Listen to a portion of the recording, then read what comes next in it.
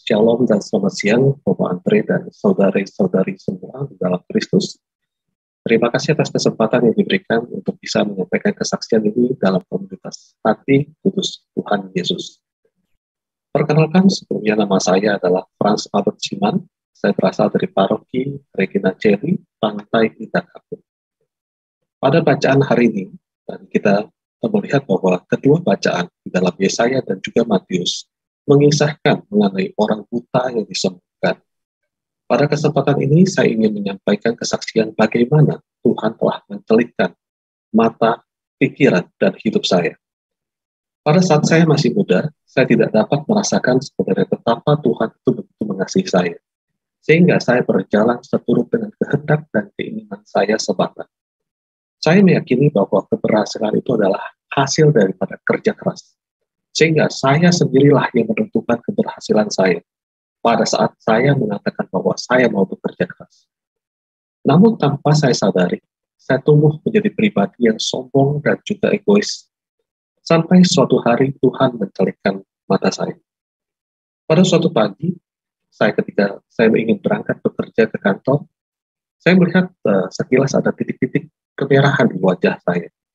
Biasanya saya tidak pernah jerawatan, tapi pada saat itu kok datang ada beberapa jerawat ya. Tapi sebagai cowok, saya nggak gitu pusing. Saya terus saja bekerja. Seminggu berlalu, ternyata titik-titik merah di wajah saya tersebut itu tidak pernah ada matanya, seperti halnya ada jerawat. Dan kemudian titik-titik merah itu kemudian melebar. Merah-merah itu melebar, sehingga menutupi sepertiga dari wajah saya yang sebelah kiri. Pada saat saya melihat kondisi seperti itu, maka ada timbul kekhawatiran, kayaknya ini sesuatu yang bukan lagi sesuatu hal yang biasa. Sehingga saya putuskan untuk mengkonsultasikan kepada dokter kulit pada saat. Ketika memeriksa saya, dokter kulit itu mengulang beberapa tes sensitivity pada kulit saya. Dia kasih kapas, kemudian dia goyang-goyangkan di daerah merah-merah. Ditanya, apakah saya terasa sesuatu? Saya bilang, saya tidak merasa ada pergerakan apapun. Kemudian dokter itu terus melanjutkan pemeriksaan, dia ketuk leher saya yang ada urat yang agak tegang waktu itu di sebelah kiri. Dia ketuk dengan jarinya. Ketika dia ketuk itu, tiba-tiba saya terasa ada aliran listrik dari leher saya menuju ke kepala atas saya. Rasanya seperti ser, aliran listrik itu. Saya sampaikan kepada dokter apa yang saya rasakan. Kemudian dokter itu diam sejenak, dia bilang, Pak, sebentar ya, saya panggilkan teman saya yang juga dokter kulit untuk memeriksa Bapak. Kemudian dokter kedua memeriksa saya dengan cara yang sama. Kemudian kedua dokter tersebut berdiskusi dan kemudian mengatakan kepada saya bahwa menurut diagnosa daripada dokter tersebut, saya menderita penyakit kusta. Ketika mendengar penyakit tersebut, saya apa tuh? Saya Bapak, diagnosa dari kami itu menderita penyakit kusta. Saya ketika mendengar diagnosa tersebut, saya bukannya takut ataupun saya bukannya stres, tapi saya begitu marah kepada dokter tersebut. Saya katakan, bagaimana mungkin dokter sembarangan mendiagnosa saya itu menderita kusta. Kusta itu yang kita tahu ada di pedalaman, ada di dalam Alkitab. Dokter tanya kepada saya, dia katakan, apakah Bapak ada saudara yang menderita penyakit kusta? Enggak. Bapak pernah ke daerah terpencil? Enggak, saya kerja di Jakarta. Terus bagaimana saya bisa dapat kusta ini? Saya dengan perasaan marah, saya tinggalkan dokter tersebut. Saya bilang, wah nggak benar, ini dokter nggak benar. Kemudian, saya kali ini tidak mau main-main lagi. Saya pergi ke dokter spesialis kulit yang pertama di daerah Jakarta di Jembatan 5. Dan kemudian dokter tersebut melakukan tes yang hampir sama dengan dokter yang sebelumnya. Dan ketika dokter itu menyatakan kepada saya bahwa Bapak, dari diagnosa saya juga diidentifikasi Bapak menderita penyakit kusta. Pada saat saya mendengar 3 dokter menyatakan saya menderita penyakit kusta, itu rasanya seperti petir di siang bolong. Saya yang kelihatan sehat, ya, hanya ada merah-merah di muka saya. Tapi tiba-tiba 3 dokter menyatakan saya menderita kusta. Dokter tersebut mengatakan, Bapak, saya akan preskripsikan obat. Tolong Bapak minum obat ini. Karena kalau Bapak tidak minum obat ini, maka Bapak berpotensi untuk menyebarkan kusta itu kepada sekalian orang-orang di sekitar Bapak. Kemudian tolong pisahkan piring, sendok, garpu, handuk, semua barang-barang yang Bapak gunakan, pisahkan daripada orang-orang di sekitar. Ketika saya mendengar seperti itu, di kepala saya, istri saya, waktu itu sedang mengandung anak saya yang kedua. Anak saya yang pertama adalah perempuan. Anak saya yang kedua di dalam kandungan, itu juga perempuan. Dan istri saya sendiri perempuan. Saya sebagai orang yang sebagai ayah, sebagai suami, saya nggak mungkin tega untuk bisa melihat anak saya, istri saya menderita kusta karena saya. Sehingga pada saat itu saya katakan kepada istri saya, mungkin ada baiknya saya pindah ke rumah keluar. Saya akan cari kontrakan yang kecil, saya pindah ke daerah terpencil, supaya orang nggak tahu apa yang terjadi sama saya. Tetapi saya akan tetap bekerja untuk bisa memberikan penghasilan kepada keluarga untuk bisa melanjutkan hidup. Dan saya terus minum obat-obatan tersebut. Seminggu ketika saya minum obat-obatan tersebut, ternyata bukan hal baik yang saya dapatkan.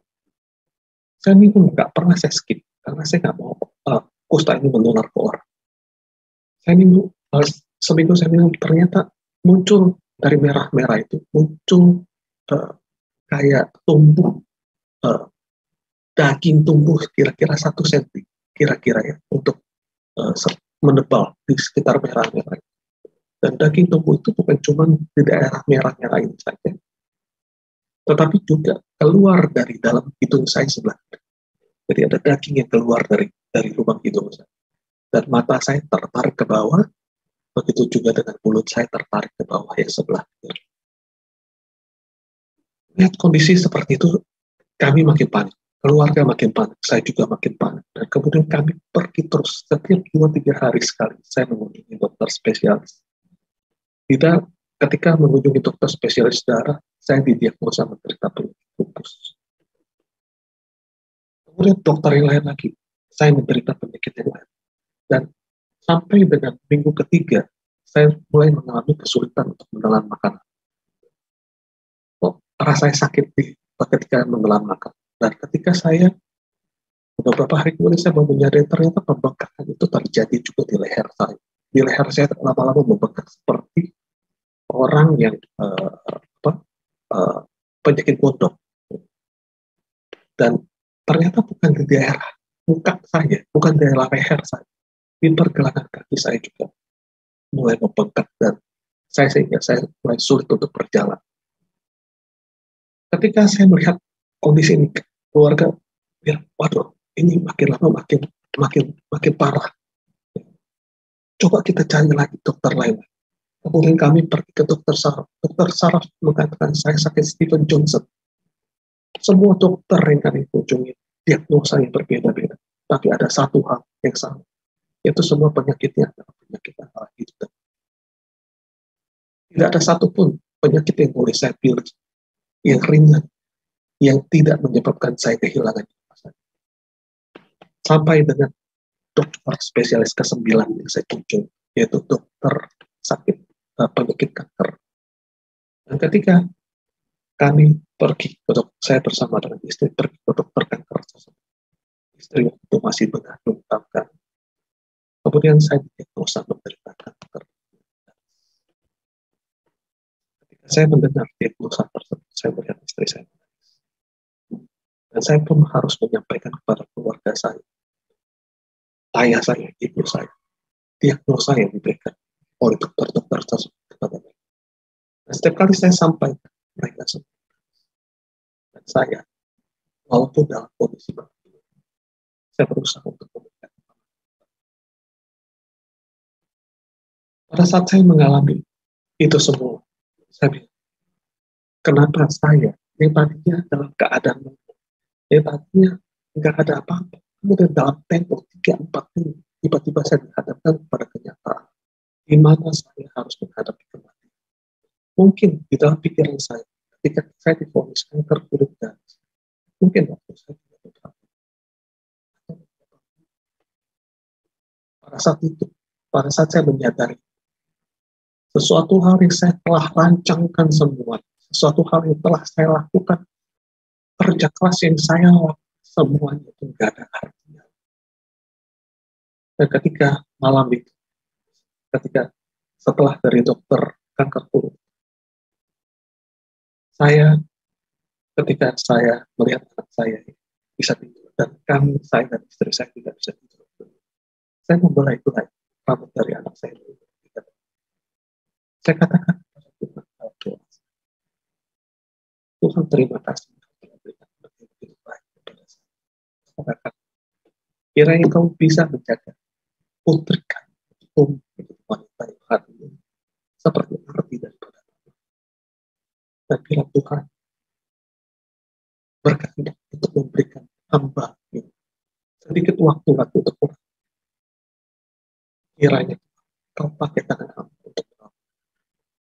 Tetapi bila Tuhan berkehendak, kiranya kau sudi, kiranya kau menjaga kedua anak saya dan istri saya. Dan pada saat itu, pada saat hari saya ditemani oleh satu kalimat dalam Ayub 2 ayat 10 yang mengatakan seperti itu. Apakah kita mau menerima yang baik dari Allah, tetapi tidak mau menerima yang buruk? Dan pada malam hari kami berdua sepanjang kami berdoa kepada Tuhan, dan kami katakan, Yesus anak Daud, kasihanilah kami. Yesus anak Daud, kasihanilah kami. Yesus anak Daud, kasihanilah. Sama seperti perkataan yang diucapkan oleh orang buta kepada Yesus. Hingga kami kelelahan. Dan ternyata doa yang kami sampaikan kepada Tuhan, itu ternyata Tuhan tidak tinggal. Tuhan mendengar setiap seru doa kami. Ia membimbing kami, membimbing saya untuk dapat menerima rahmat kemurahan Tuhan dengan caranya yang ajaib, dengan caranya sendiri. Saya yang waktu itu adalah beragama Kristen, istri saya beragama Buddha. Pada saat itu kami dipertemukan dengan pelayan-pelayan Tuhan yang dari Katolik, dan kami didoakan. Saya didoakan, dan kemudian melalui perantaran doa-doa dari hamba-hamba itu, saya merasakan Tuhan berkenan bekerja. Kejadian tersebut adalah 14 tahun.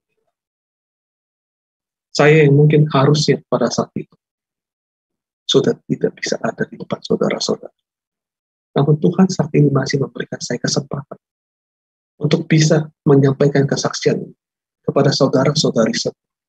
Bukan karena kuat gagah saya, tapi karena kasih dan rahmat Tuhan yang mau dinyatakan melalui apa yang saya lakukan. Dan dari kejadian tersebut,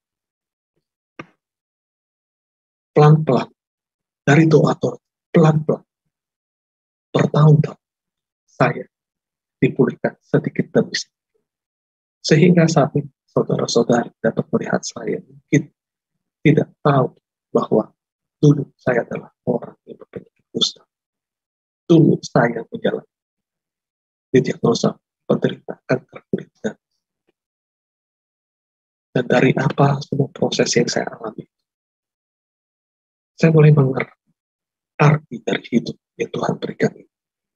Dan mulai dari titik itu, saya ingin menyerahkan seluruh diri saya sepenuhnya untuk berjalan seturut dengan kehendak dan menaruh harapan saya sepenuhnya hanya kepada. Dan saat ini saya juga ingin mengajak saudara-saudari semua untuk menghindari jalan salah seperti yang telah saya lakukan di mana semuanya saya katakan bisa saya lakukan sendiri. Namun hendaklah kita bersama-sama berjalan seturut dengan kehendak Tuhan. Karena Tuhan mempunyai rancangan, dan rancangan pasti ada dan selalu terbaik bagi kita yang percaya kepada. Terima kasih dan Tuhan memberkati saudara-saudari. Terima kasih.